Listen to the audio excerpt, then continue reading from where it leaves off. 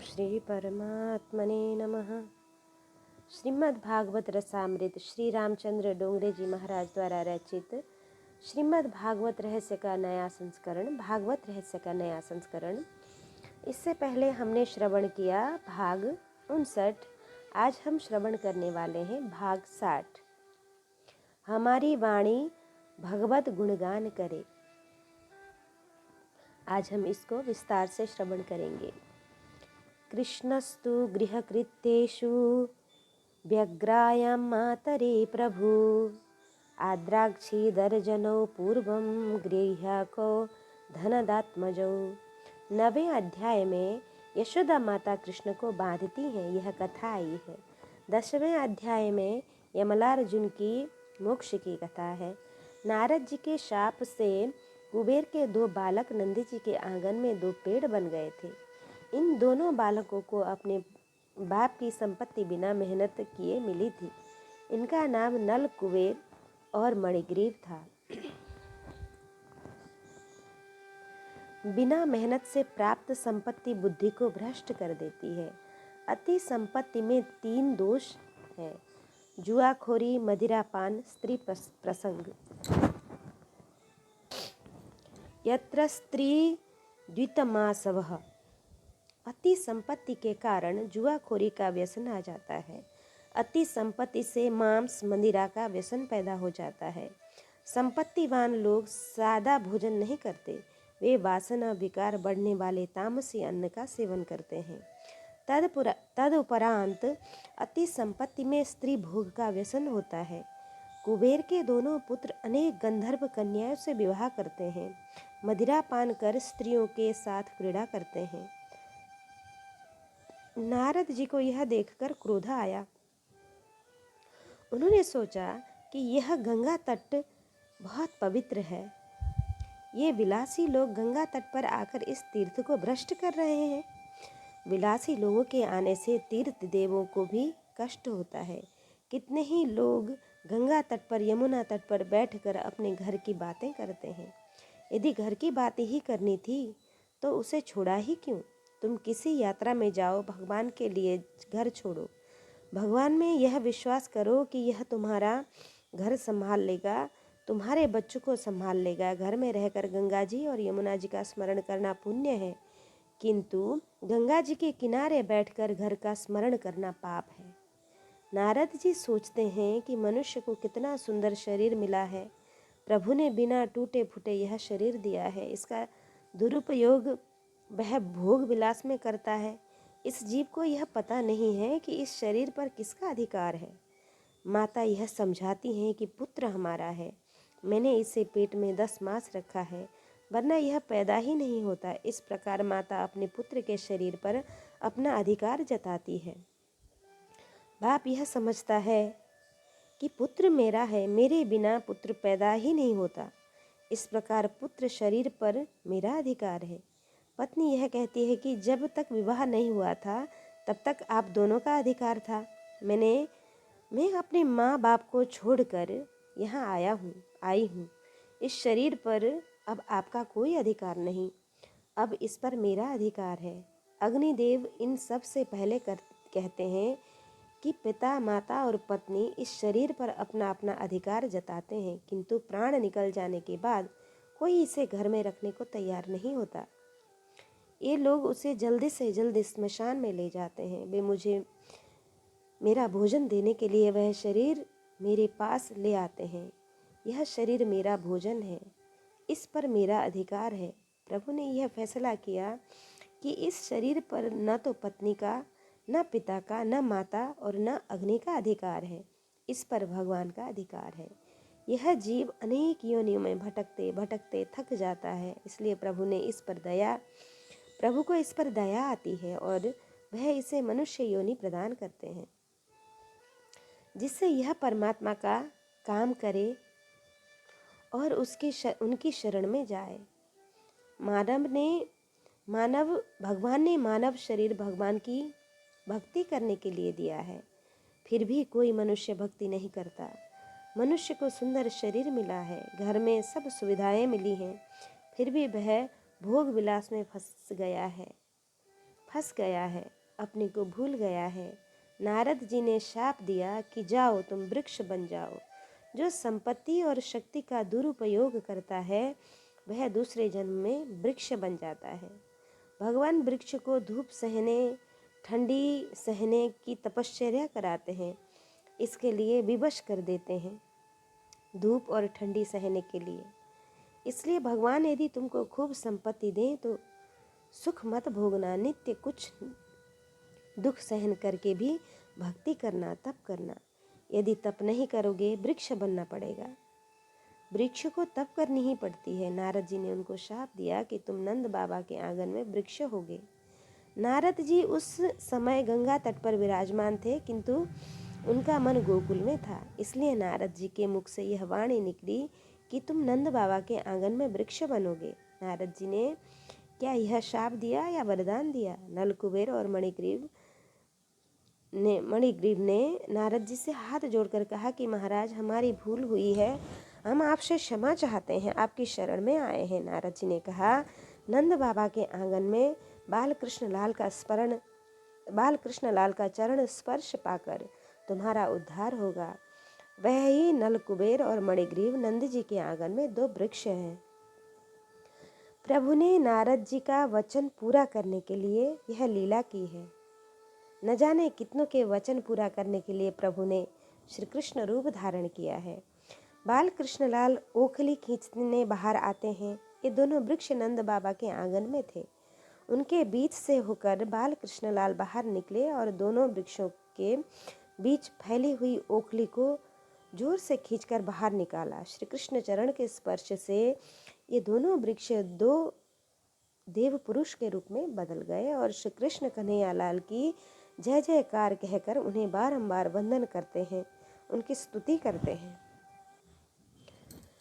नमः परम कल्याण, नमः परम मंगल, वासुदेवाय शांताय यदूनां पतये नमः।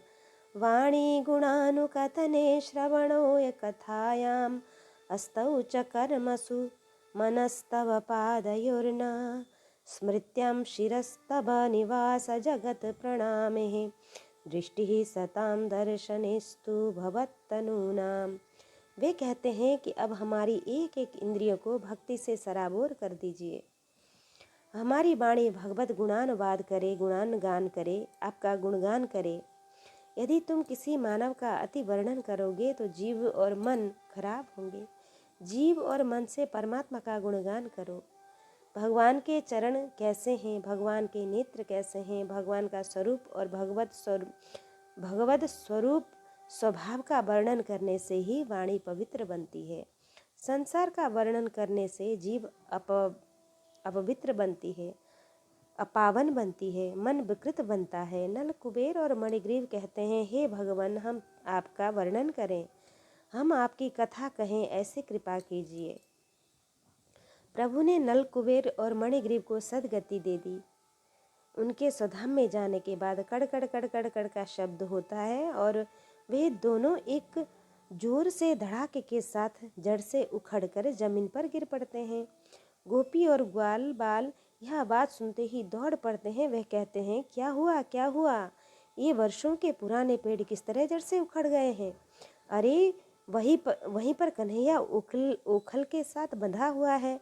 गोपियाँ बातें करती हैं, यह बालक कितना भाग्यशाली है। अनेक राक्षस आए, राक्षसियाँ आई, किंतु इसका बाल भी बांका न कर सकीं।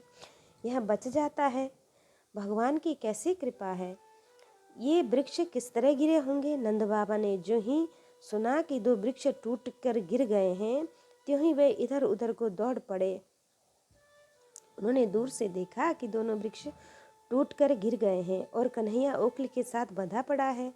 कन्हैया मेरा पुत्र है। नंद बाबा ने इस प्रकार अपना वात्सल्य भाव दिखाया।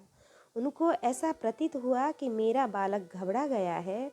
ये गोपियाँ बातें कर रहे हैं, कोई लाला को छुड़ाता नहीं। अनेक देवताओं की मनोती मानने पर बुढ़ौती में यह बालक मिला है।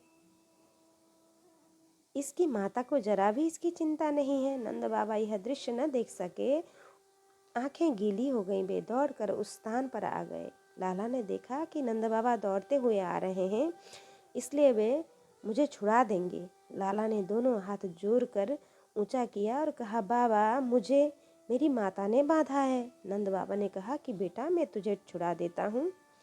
नंद बाबा लाला को छुड़ा देते हैं और उसे अपनी छाती से चिपका लेते हैं।